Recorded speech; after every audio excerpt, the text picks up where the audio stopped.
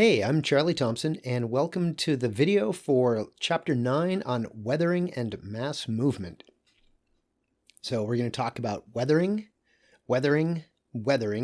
karst topography, which is the result of weathering, and then we'll talk about mass movement. So some of the big questions in this chapter: how does weathering prepare landforms for erosion? In which case we got to talk about the difference between weathering and erosion. The way they're usually used, people conflate the two. That is to say, there's no difference between weathering and erosion for most people, but weathering is the breaking down, disintegrating, dissolving of material, and erosion is the transport of weathered material. So really, you've got to have weathering before you can have erosion, because erosion is the transport of weathered material. What unique landforms result when water erodes limestone? And the answer is karst, K-A-R-S-T, cave systems, sinkholes, really beautiful landscapes created when water erodes or dissolves away limestone. How does mass movement alter landforms? We'll look at some examples of mass movement. So the too long didn't read. Weathering breaks down and dissolves rock. So there's two types of weathering. That's like the whole focus of this entire chapter is on weathering. And weathering breaks down and dissolves rock. Joints are cracks that let water into the rock. Water is the most important chemical in weathering because water dissolves more things than anything else. So chemically, water dissolves things, and physically, water, when it freezes, expands and breaks rock apart. Physical weathering breaks material. Chemical weathering dissolves material. That's like the big difference between physical and chemical weathering.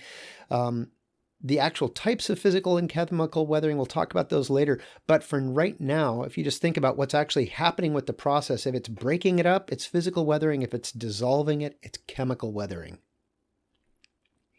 Limestone dissolves, so that would be an example of chemical weathering because the rock is actually being dissolved by water.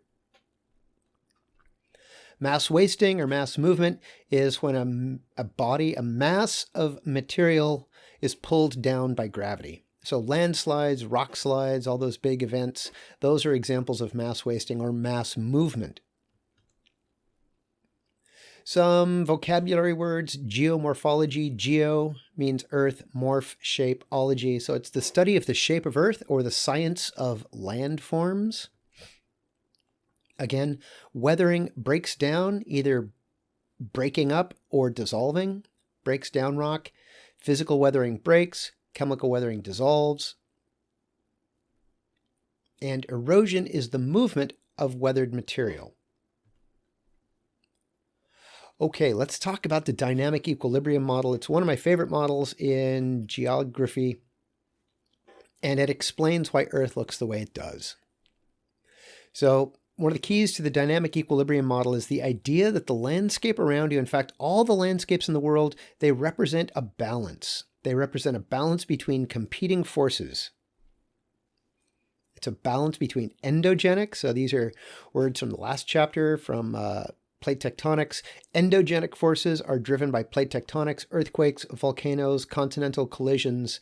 Endogenic forces tend to build up the landscape. They create new landforms, new mountain ranges, new volcanoes. Exogenic forces are things like wind and rain and rivers and glaciers and waves, and they tend to wear away the landscape. So the landscape represents a balance. It doesn't mean that the two forces are equal. In fact, they're almost never actually like balanced. It just means that one of them is going to be more important. So, for example, the Sierra Nevadas are relatively young mountains. They're rugged, they're sharp and pointy, as opposed to the Appalachian Mountains on the East Coast. Those are worn down and smooth. And we'll look at some examples of this in just a minute. So there's a balance between uplift, creating new landforms, and then weathering and erosion, wearing everything down. So if there was no endogenic activity at all on Earth, everything would eventually just get worn down flat. If you think about it, if there was no plate tectonics ramming continents into each other, creating new chains of mountains, creating new volcanoes, creating new land above sea level, over time, everything would just get flattened out and worn down to below sea level. So it's this balance between uplift on one hand and then weathering and erosion on the other hand that creates all the landforms that we see on Earth. If they are rugged and steep with jagged and broken mountains, those are probably mountains or a region that has more endogenic forces going on, more forces creating new landscape. The east coast of the US, Australia, places like that tectonically are old. They haven't had new material built up in a long time, and so it's just been getting worn down. And so you have low rolling hills rather than jaggedy mountains. Slopes are an expression or an example of how this balance actually works out, right? So slopes represent the balance between, on one hand, gravity pulling everything to the center of the Earth, and then the three forces of inertia, cohesion, and friction keeping everything where they're at. If gravity is more important, then everything is going to be flat. If inertia, cohesion, and friction are more important, then you'll have steeper slopes. So here we've got those slopes. We've got gravity pulling everything down toward the center of the Earth. Inertia keeps things where they're at. An object at rest tends to stay at rest. An object in motion tends to stay in motion unless acted upon by an outside force. So inertia is what keeps you on the couch. Inertia is what keeps everything where it's at. Friction acts on moving material. So once material starts to slide, friction will act on it. Kind of when we talked about wind, the pressure gradient force gets everything moving, and then friction slows things down, and Coriolis deflects everything to the right in the northern hemisphere. In a similar way, we've got competing forces of gravity pulling everything down to the center of the Earth, and then once things start moving, friction is going to slow them down. So again, water is going to be very important in this idea of slopes. There's friction. Cohesion is the act of particles sticking together. So a sandcastle would be an example of cohesion. A little bit of moisture. If you had a pile of totally dry sand and you dumped it out, it would come to rest at an angle of about 33 degrees. And we'll talk about that in a minute. But if you added moisture, if you had a spray bottle, and in fact, if you've ever seen, for example, professional sandcastle competitions, they'll have little spray bottles of water, because if there's not enough water, there's no cohesion, and your sandcastle crumbles and you just have a pile of dry sand. If there's enough water, then the particles will stick together. And as you keep adding water, eventually the extra water will decrease the friction. It'll lubricate everything and the sandcastle falls apart and you just have a puddle of wet, soupy sand. So the way these forces act out and combine, it creates a landscape. So what speeds up erosion? Well, steeper slopes, because gravity is going to be more important, pulling everything down. So steeper slopes are going to have more erosion. Raindrops are, again, anything that disturbs it. So earthquakes or raindrops or vibration of traffic or vibration by animals, all of those things will increase erosion and increase the downslope movement of soil, dirt, material, rocks. Freeze-thaw cycles. As water freezes, it expands. So the water in the soil expands when it freezes, and then when it thaws, it contracts. And so that will act to move material downslope as it freezes and thaws. Wind, moving animals, all of those speed up erosion. Here we have a diagram of a typical slope. We've got the free face where material with harder rock, so it's sticking together. And then we've got a slope down here. This would be the slope, well, in fact, over the entire slope, right? Those three forces, you've got gravity versus cohesion, inertia, and friction. So if you have stronger rocks with more cohesion, you can have a steeper slope. If you have loose material, coarser material, finer material, that slope, the angle of the slope will be determined. The angle of the slope will be determined by the interplay of gravity and cohesion and friction and the size of the material. So typically with a slope, you might have a free face that could be vertical because the rock is strong enough to stick together. And then as material comes off, gravity is going to pull it down. Typically, you'll have larger material close to the base of that free face and finer, smaller material because it's easier to transport by wind, by water. Gravity has an easier time with smaller material. So the finer material will get transported out farther than the coarse material, the larger rocks. And so if you think about it, all the slopes that you've ever seen are an example of the dynamic equilibrium model, with gravity trying to pull everything flat, and then cohesion, inertia, and friction keeping everything where it's at. So the angle of repose is an interesting idea. It's a concept as well as an actual number. And if we were in class, I'd make a bad joke about, at least once before I retire, I'm going to pull out a 20-pound bag of cat food and dump it out on the desk in the front of the class. And you'd see that that material would come to rest at an angle, and that angle of the slopes of my pile of 20 pounds of kitty litter, that's the angle of repose. So the angle of repose is an angle. It's about 34 degrees, depends on the size of the material, depends on what the material is made of, but 34 degrees is a good working number to remember for you, for the angle of repose. It's also that idea. And the idea is it's the maximum steepness. It's the steepest slope of a body of loose material. So we're not talking solid rock. We're talking sand, we're talking dirt, loose material, cornflakes. So slopes are stable if strength exceeds gravity, and slopes are unstable if gravity is more important than, again, inertia, cohesion, and friction.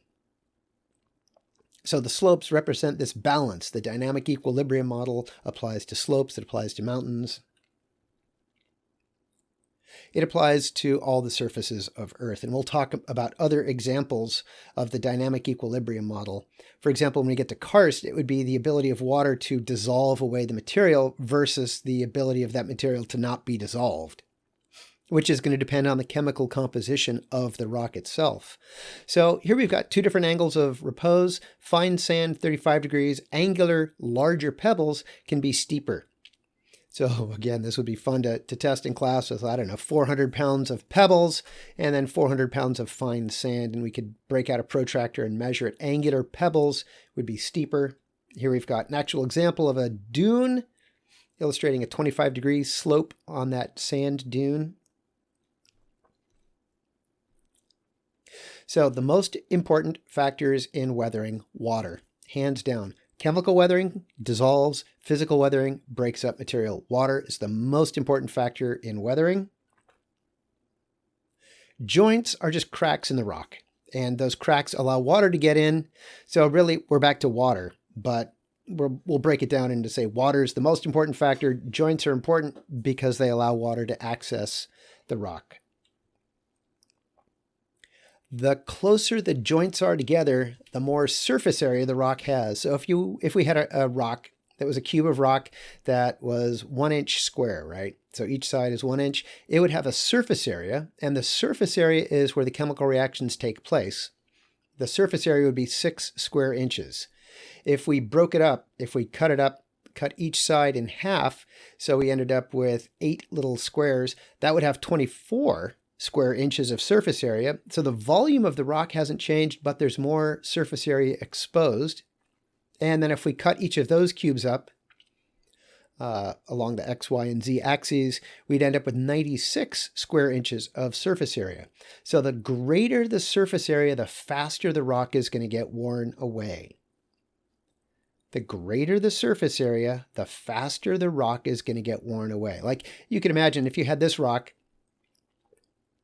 versus that has 6 square inches of surface area versus 96 square inches. You could imagine, keep cutting these up until you had a layer of rock only 1 molecule thick. That would be tremendously huge surface area. And I would expect that rock to dissolve away, to get weathered away by physical and chemical weathering very, very rapidly, as opposed to a huge block of rock without joints, right? Because there's no way for the water to get in and do anything then. So here we've got an example. This is from where is this? Joshua Tree. And it's the role of joints in the rocks. So you can see these cracks in the rock. Those are the joints that allowed the water to get in. And you'll also notice that there aren't a lot of corners. Like if we go back to this, you can see there's these corners, and the corners have more surface area than a rounded surface, a sphere. In fact, this is an example of spheroidal weathering, where the blocky shapes of the rocks with the joints, the corners get dissolved first, and you end up with this rounded landscape. That tells you that it's been chemically weathered. So you could show this to any geographer and then go, oh yeah, that looks like granite, maybe sandstone, and it looks like it's been chemically weathered. You can see how the joints have increased access for the water. You can see how the corners are all gone. This is an area where water, liquid water, is going to be the most important weathering agent, and that weathering is going to be accelerated if the joints are closer together. Another example, in this one, I like this one because you can see there's this one system of joints going that way, and it looks like there's another system of joints going diagonal to that first system. And you can see here, the little cracks are allowing the water to get in and dissolve away the rock. Again, the corners are the first part to go. You can see this yourself. If you've ever if you had a blocky ice cube and you put it in your mouth, the corners are going to be the first parts to go because they have the most surface area, and you're going to end up with a blobby ice cube in your mouth. Same thing happens with rock getting dissolved by water. Oh, these are the Alabama Hills down by Mount Whitney on the east side of the Sierra Nevada mountains. And you can see very clearly there are two joint systems. There's joints going this way, and then looks like almost a 90-degree angle. And you can see how the water has seeped in along the joints and dissolved away at the rock. So factors that influence weathering: the rock composition, what the chemicals are that make up the rock. Limestone, for example, is made of calcium carbonate. Calcium gets dissolved very easily by water. Granite doesn't. Granite's just going to sit there. There's a couple chemicals that might get dissolved slightly over time, but it's completely different than limestone or sandstone made of sand. There's nothing to dissolve anymore. So the rock would be more resistant to weathering depending on the chemical composition of the rock. Joints, the more joints they are, the closer they are spaced, closer spaced joints, that rock would weather more rapidly. The climate again, it's all about water, right? If you have a tropical climate with lots of rainfall, you'd expect high rates of chemical weathering. In an alpine or a continental climate, for example, Lake Tahoe, you could have daily freeze-thaw cycles that would result in very rapid physical weathering. So the climate, cold climates where it freezes at night and thaws during the day, especially those where you have daily freeze-thaw cycles, you'd have really aggressive physical weathering. And they develop distinctive landscapes. You can look at them and go, oh yeah, that's a lot of physical weathering because you can see the rock is broken up.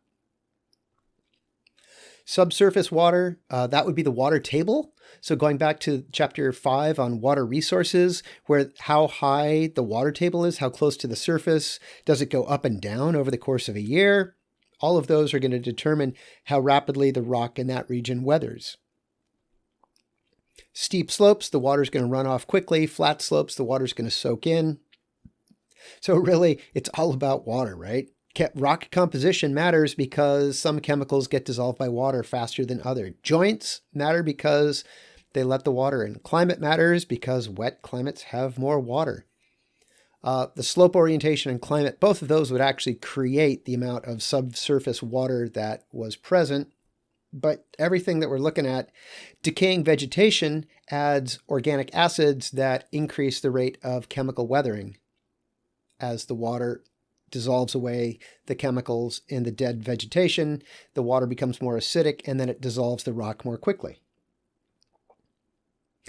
Some examples of things to look at in Google Earth.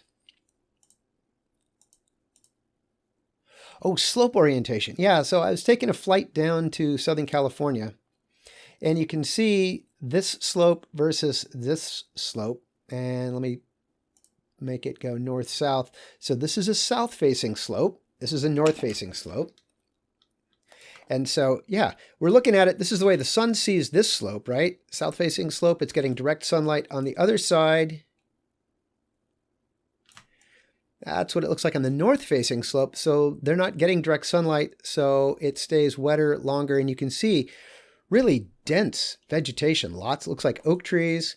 But then if we turn it around and go to the south-facing slope, in fact, on the south-facing slopes, so this reminds me, at the Davis Co-op, there's a mural on the wall of landscape, Yolo County landscape painting, except on the painting, the trees are distributed evenly. Like up here on the ridgeline, you can see they're kind of scattered across, but here there's more trees in the valleys because the water is going to drain through the rocks slowly and then drain down through these valleys. So you'd expect to find more vegetation there. And it always drives me crazy that the landscape painting of Yolo County doesn't match the way the landscape actually is, with more vegetation in the streams.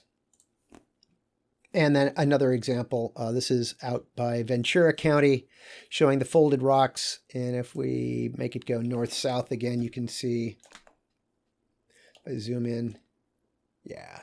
So south-facing slope, pretty dry, and you can see the folded, that's nice. You can see actually the layers of the folded sedimentary rock there. And then if we turn it around and look at the north-facing slope, way more vegetation because the moisture sticks around longer. Differential weathering. So this is Monument Valley. It's in the Four Corners region. It's on the border between Arizona and New Mexico and Colorado. And it is probably the best example of differential weathering in the world. And I think I went on and on and on and on about it in the Too Long Didn't Read video, but I got to cover it again. So there are layers of rock, these layers of rock, and some of the rock here is 500 million years old. And the rock, yeah. So I love geography. I keep saying that.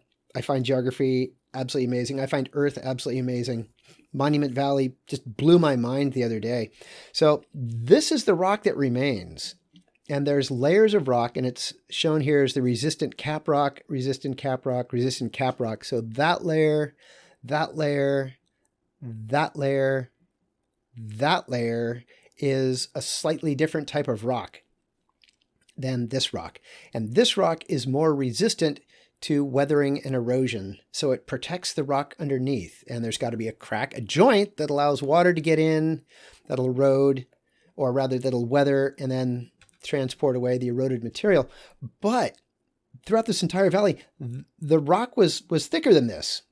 There's thousands of feet of rock that have been removed over millions of years. So I thought that was pretty trippy. Just the idea that looking at it, you can actually visualize that this rock, this was a contiguous, all one layer of rock from there to here, to here, to here, to here. There would have been a huge layer after layer after layer after layer of rock. And over millions of years, it's been broken up and transported away by water and by wind. Okay, so that's not, and yeah, I've got a link to Google Earth.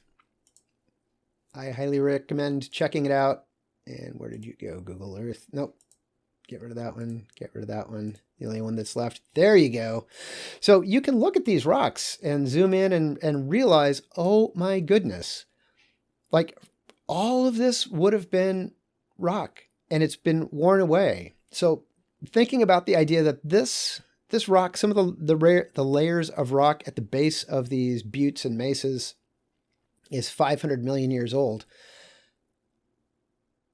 That's pretty amazing. The most amazing thing to me was thinking and realizing, oh, this rock, this sedimentary rock, came from the Appalachians as they eroded hundreds and hundreds and hundreds of millions of years ago. The sediment was transported by water, came to rest, lithified, became rock, and now it's getting dissolved and it's getting broken up and it's getting transported. So whenever you see sedimentary rock, you need to remember that that sedimentary rock is made of sediment and it came from someplace. And so when we look at these, let's see if I can zoom back in. So when we're looking at Monument Valley, you're seeing rock that's 500 million years old, but that 500 million year old rock was deposited here after being transported from the East Coast and wearing away the Appalachian Mountains. So if you want to know where the Appalachians went, they're to some extent, they're now in the Four Corners region. As that rock got broken up, those mountains were gradually erased and transported where they became new rock that's also getting broken up, getting transported, and becoming new rock someplace else. So Monument Valley, and it's interesting, Monument Valley, you probably recognize it from the Roadrunner, Wile E. Coyote and the Roadrunner, and it's really come to represent the American Southwest. If you think about iconography of the American Southwest, Monument Valley is really one of the most recognizable areas. I think you could probably show it to people any place in the world and they'd go, oh yeah, it's the American West. But really, it's just this one spot. It's not a typical landform. It's unique. It's unusual. But it's come to stand in for the American West because of its role in motion pictures and cartoons.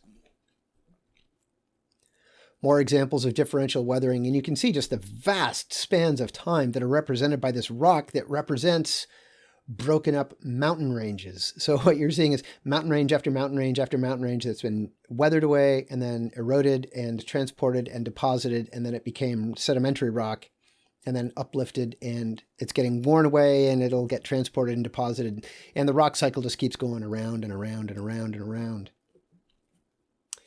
Oh yeah, I love this. This is a great diagram showing a typical scene someplace. I'm guessing it could be Pakistan, could be Afghanistan, someplace in the uplifting, someplace where India is colliding with Asia. So up here in the upper slopes, it's higher, so it's colder, so there's physical weathering. Water freezes, expands, breaks the rock apart, and the rock tumbles downhill. At the lower elevations, there's going to be more vegetation because it's warmer. I mean, up here you can see there's still snow, so it's going to be cooler, so you're not going to expect as much plant growth. Down here, lower elevation, it's going to be warmer. There's more plant growth. Gravity's pulling everything down. The smallest, finest material that's going to make soil first is going to get transported farthest. The larger material is going to be found closest to the base of the slope. So down here, farmers are making the dirt into soil. Here you'd have larger material, and up here you just have broken up rocks, and broken up rocks called talus, Talus. Regolith. Regolith is the broken up, it's an intermediate. So here we have, the idea is, we've got soil, which is dirt and organic material, and then broken up rock, and then bedrock would be relatively undisturbed. But the regolith, it's kind of broken up. So there's tree roots, there's water getting into it, dissolving stuff away. The regolith is the intermediate material between bedrock and soil. Diagram is showing the role of biological activity in weathering, that tree roots will force apart rock joints and break up rocks over time. Okay. Physical versus chemical weathering. Physical weathering, so here's the idea. The rock is broken and disintegrated without chemical alteration. So physical weathering, the rock is broken up. These are the three types of physical weathering: frost wedging, frost action, salt crystallization, and pressure release jointing. So let's take a look at those. Frost wedging. I think it's really easy to understand, especially with these big flaky rock bits.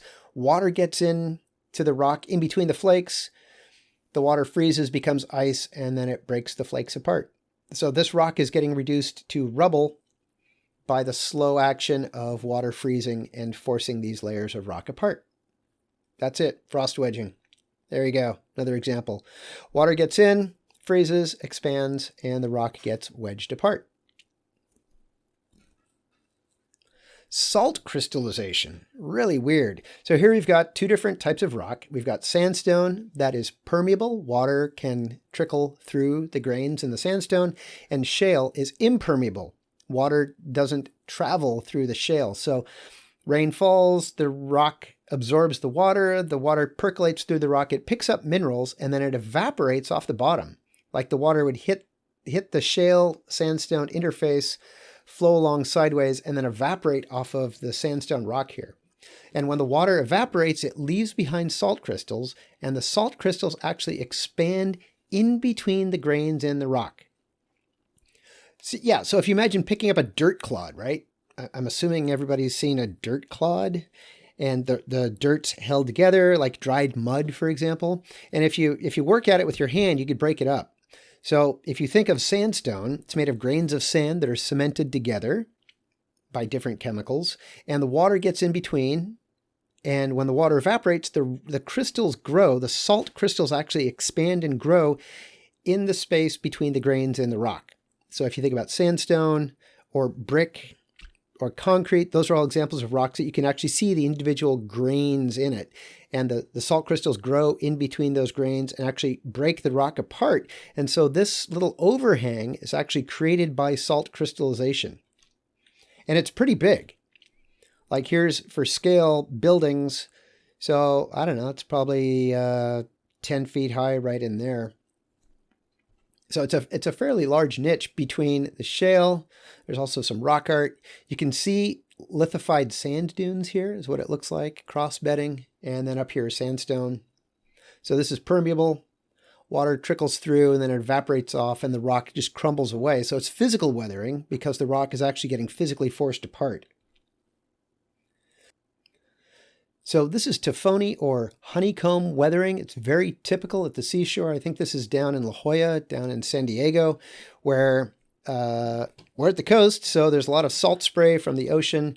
The water, as the water evaporates, those salt crystals grow and the rock gradually just gets broken apart. Another view of Tophonie. This is in the Mediterranean. This is in Italy. Pressure release jointing. This is a weird idea.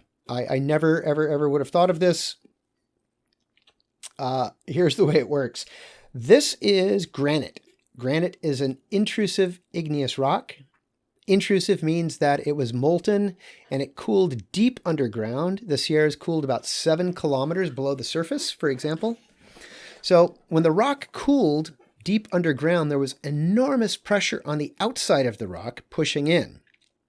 So there's this enormous pressure on the outside of the rock. So when the rock was cooling, it was pressurized. So the pressure on the inside of the rock equals the pressure on the outside of the rock.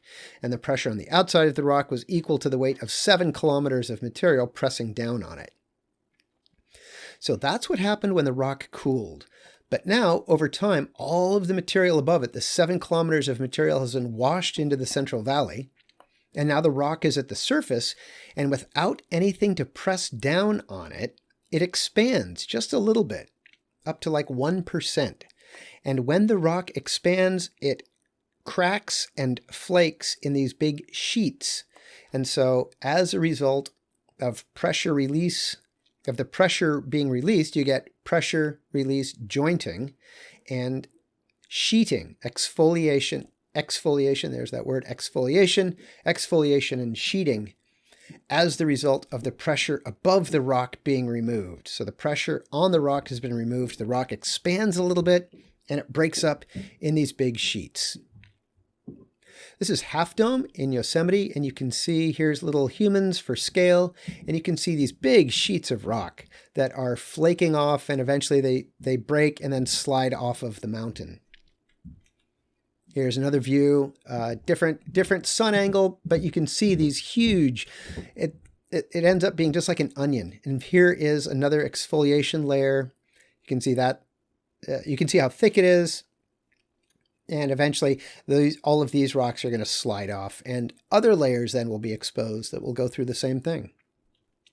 Another view, it's another mountain. This is not in Yosemite. I've completely forgotten where this is, but you can see the rock is expanding, and then you have these innumerable, very thin layers of rock. Exfoliation and sheeting. This is pressure release joining, and it creates these domes, the granite domes of the Sierra Nevada, for example. Chemical weathering dissolves. That's pretty much it. Water dissolves stuff. Physical weathering breaks, chemical weathering dissolves. It's been dissolved. It's chemical weathering. So chemical weathering, the chemical dissolving of minerals and rock, usually with water, leads to spheroidal weathering, that rounded shape. Hydration and hydrolysis, those are two types of chemical weathering. Oxidation, another type of chemical weathering. Carbonation, another type of chemical weathering. So there's 3 or 4 different types of chemical weathering. The big idea is that the chemicals are being dissolved, usually with water. And the 3 or 4 types of chemical weathering, hydration and hydrolysis, I usually just lump those together. Oxidation and carbonation. So let's see what those are. Hydration is when water combines with minerals, and hydrolysis is when minerals react with water. I'm just going to lump those together, hydration, hydrolysis. Machu Picchu. Spheroidal weathering, again, the idea that the corners are the first to go, and so you end up going from a blocky shaped landscape to a rounded landscape. And the Alabama Hills, again, we'll see the Alabama Hills again and again and again because they are outstanding examples of the difference. So this rock is granite. This rock is granite. In fact, right there, that's Mount Whitney. That is the tallest mountain in the lower 48 states. This granite is the same as this granite. The difference was during the Pleistocene, this was covered with soil, and the soil allowed moisture to get in. And you can see the spheroidal nature of these rocks. In fact, they're also reddish, indicating oxidation and rusting has gone on. These rocks are jagged and broken up, physical weathering, frost wedging mainly.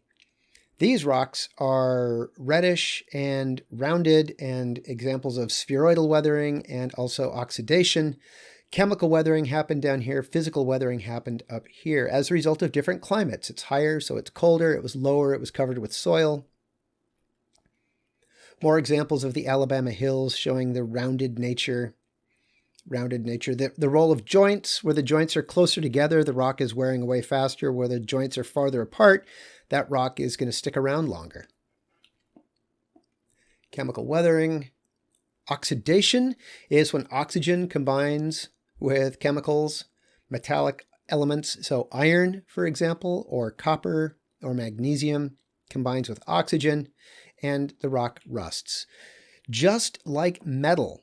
With metal, if you leave tools out overnight and it's damp, you'll come back in the morning and rust will have formed. Oxygen will have combined with the iron to make iron oxide, which is rust, which weakens the metal. Same thing happens when oxygen combines with the rock. The rock gets weaker and more susceptible to other forms of weathering. So here we are in Iceland with rusted rocks weathering away in the peaceful Icelandic countryside. That's pretty much it. Oxygen combines with the chemicals in the rock, and when that happens, it mechanically weakens the chemical matrix of the rock itself. Carbonation is when water vapor dissolves carbon dioxide. So as rain falls through the sky, the water absorbs carbon dioxide and makes rainwater slightly acidic. So all rainwater is naturally slightly acidic. Carbonic acid is the technical term for that. And then when you have water with acid pooling together over time, you can have solution pits. That's an example of chemical weathering. For example, here, the Grand Canyon. It's also a nice example of a positive feedback loop. So these solution pits are formed by chemical weathering. So when it rains, they would have been low spots and the water would have sat there for a while. And as the water sits there, it's going to dissolve away at the rock. And as the rock gets dissolved away, the pit's going to get deeper. So next time it rains, you're going to have a deeper pit. So the water will be deeper. So it will stick around longer before evaporating. So it will dissolve away the rock faster. So you'll have a deeper pit. So next time it rains, it's deeper, so the water sticks around more, so it gets deeper. So solution pits are just the rock being gently dissolved by water over long periods of time. I would have liked a before picture for this face, but it's getting dissolved by rainwater, just like that gravestone in the first picture for chemical weathering. Karst. So the purple areas are regions with limestone rock. Limestone's fun because it forms in the ocean. So if there's areas of rock that are limestone, like all these purple areas, we know that they used to be shallow oceans. You get limestone being formed in shallow oceans, in deep oceans. In the deep parts of the ocean, it's colder because it's colder, you can have more carbon dioxide in the water. If there's more carbon dioxide in the water's more acidic. If the water's more acidic, it dissolves the calcium carbonate that makes limestone. So you actually can't have the limestone forming in deep, cold areas in the ocean. You get limestone forming in shallow inland seas. So this is an example of the rocks can really tell us a lot. If there's limestone, we know that used to be underwater, but it wasn't deep. It was shallow. And then limestone also makes karst. Karst are the great cave regions of the world. So karst, features of karst landscapes, the biggest, most important, sinkholes and towers. Sinkholes are circular depressions caused by the surface collapsing. You also get towers, and I think of towers as being the places between the sinkholes. When you look at the pictures, it'll maybe make more sense. Towers are the parts that are left after everything else has been dissolved away. So here we've got some sinkholes. In order to make karst, you need to have limestone with 80% calcium carbonate, abundant joints, and rainfall. So the water gets in through the joints, and then it dissolves away at the rock. And here you've got sinkhole, here's a sinkhole, that's a sinkhole at the surface. You can have disappearing streams, because as the streams flow along, if they flow into a sinkhole, they'll just flow underground for a considerable distance before they pop out someplace. Like here. So you've got sinkholes, cave systems being formed by the joint pattern in the rock. Water will flow along, and you'll have layers of limestone that could be more resistant to getting eroded or being dissolved away, rather. So you'll end up with big horizontal cave systems that would then follow those particular layers of the limestone rock. Over time, the limestone is going to get dissolved. And if this was closer to the surface, you could see how it would just get bigger and bigger and bigger until the ceiling collapses without warning, and then you get a sinkhole. Another example, so you can get limestone. The water's traveling through the cracks in the limestone, dissolving away the limestone, making sinkholes. And then over time, so sinkhole here, these two might work together and make a really big sinkhole. But then the space in between, like right here and right here, those are going to end up being towers over time. Oh yeah, I like this one. This is a good diagram showing how you get cave systems. So for example, these layers of limestone would be more resistant, and it's also where the groundwater is.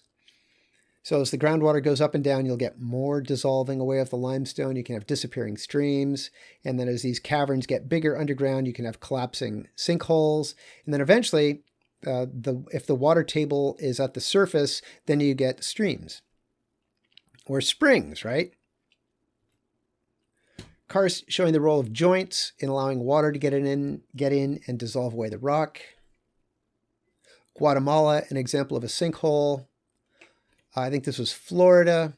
This is in Puerto Rico, and this is an example. This is a region of tower karst, where these are the hills left over in between the sinkholes. They've actually put a huge radio telescope for looking at objects in space in one of the sinkholes. They said, well, we want to build a really big radio telescope, so it would help if we had like a semicircular depression someplace. And somebody realized, oh yeah, Puerto Rico would be perfect because we've got these sinkholes. Just put the antenna there. Another view of a sinkhole. They often open up without warning because they're forming underground, and the cavern underground is just getting bigger and bigger until the ceiling is so weak that it collapses under the weight of its own weight. Tower karst.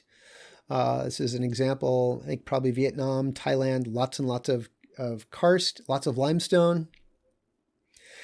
This is Thailand. You can see the effect of the ocean in dissolving away the limestone at sea level. So then you could also use these limestone structures as a record of past sea level. For example, 20,000 years ago, sea level worldwide was about 360 feet lower.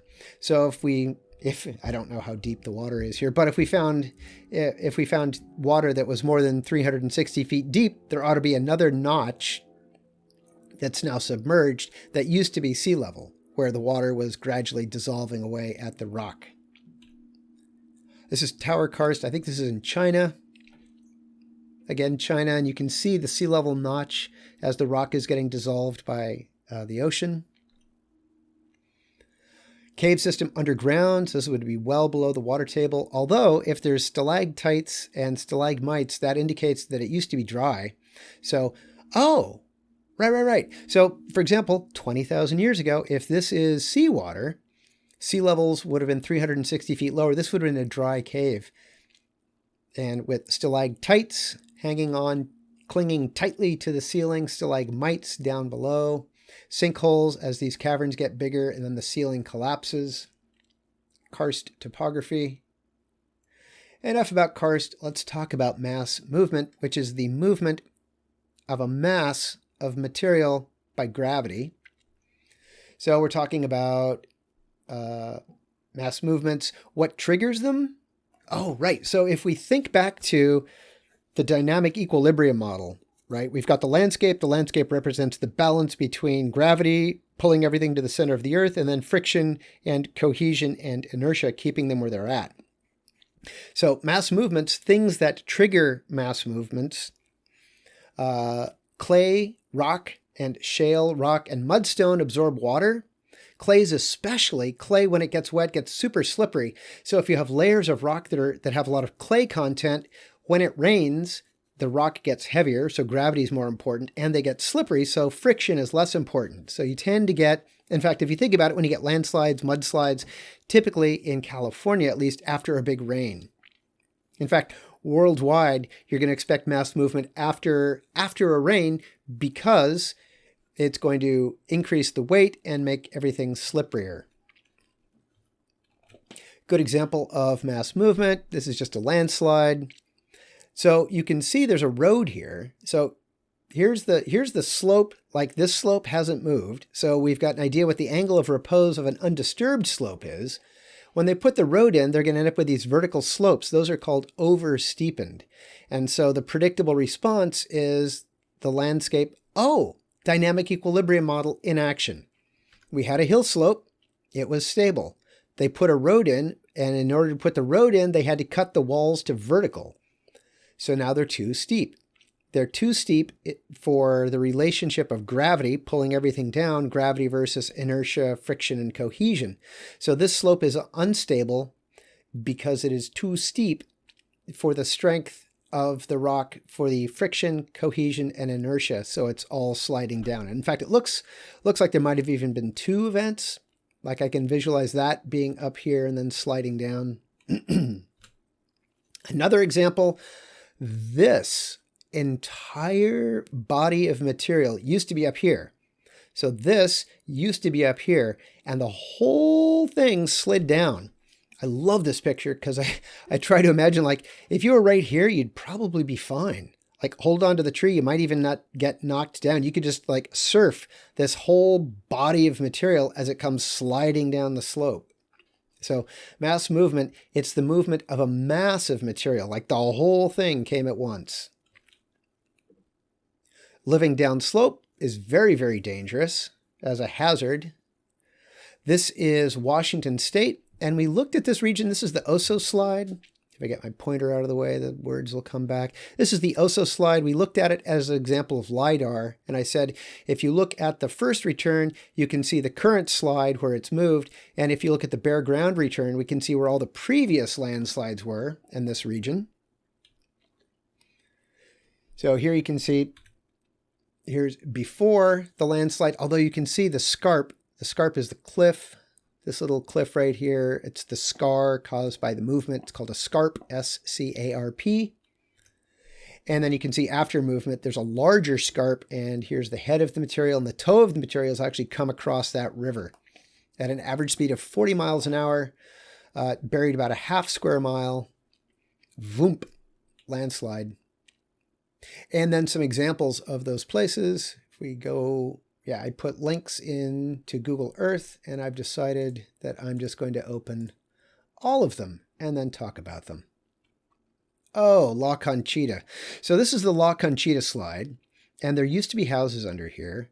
I think this is the 2000 slide. This was a later slide. There was an earlier slide that also killed people, and apparently they didn't learn their lesson. And one of the interesting things about La Conchita is if you zoom in, it's really easy to see the current scarp and the current slide, how far down it came.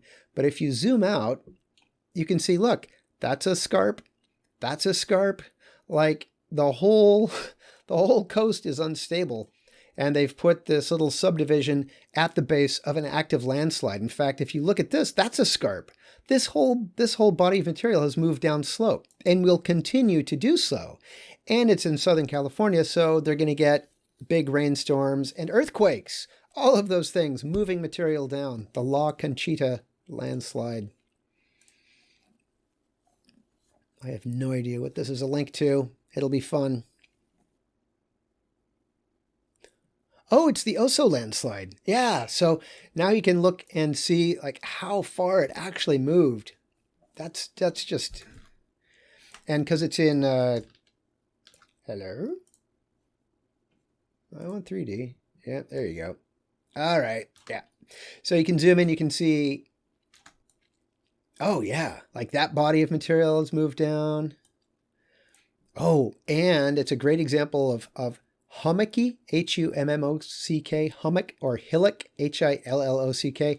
It's a descriptive term for the appearance of the land surface in a region that it's kind of rolling, like a little hill, little hills, and it's kind of broken up, hillocky, hummocky. So this whole area, all of this came from up here. Voomp, slid across. Oh, I'm glad we did that. That was nice.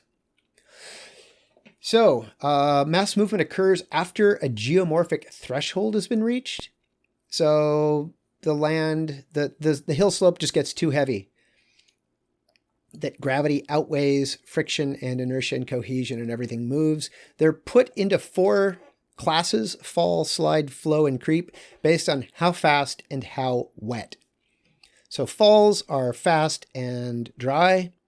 Slide is slower, but maybe more moist. Flow is the wettest, and creep is the slowest and driest. So we've got creep, slow and dry, fall, fast and dry. Slides are medium speed and medium moisture, and then flow is going to be wetter and probably faster. So fall would be the fastest, creep is the slowest. In order of speed, I would go fall is the fastest, followed by flow, followed by slide, followed by creep. If I was looking at it in terms of how wet, flow would be the wettest, followed by slide, followed by fall, probably followed by creep. Let's look at some examples. Rockfall, like if you see the signs as you're driving to Lake Tahoe that say danger falling rock, that's rockfall. Slides, usually composed of moist soil. This would be a rotational slump because there's a concave surface. So this whole thing would just pivot like a bowl. Flows have larger in volume, have significant amounts of vegetation, rock, and soil. Also wetter, like mud flow or earth flow would be wetter than a slide.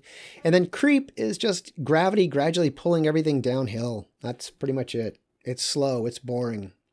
But gravity never stops, so neither does creep.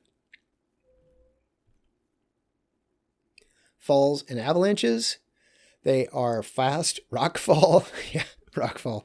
Rock that falls, here's the definition for rockfall. I hope you like that. Debris avalanche, those are the ones that freak me out the most. A mass of falling and tumbling rock, soil, and other material. I put a video in the playlist of a debris avalanche in Afghanistan, and I think of debris avalanches as rock soup or rock stew. There's water, there's rock, there's soil. It's all bundled together. It's lubricated. It's flowing really quickly. It could be 40 miles an hour. It could be even faster. This is a talus slope. You can tell that because it says Talus slope. Talus slope made of freeze-thaw weathering of rock.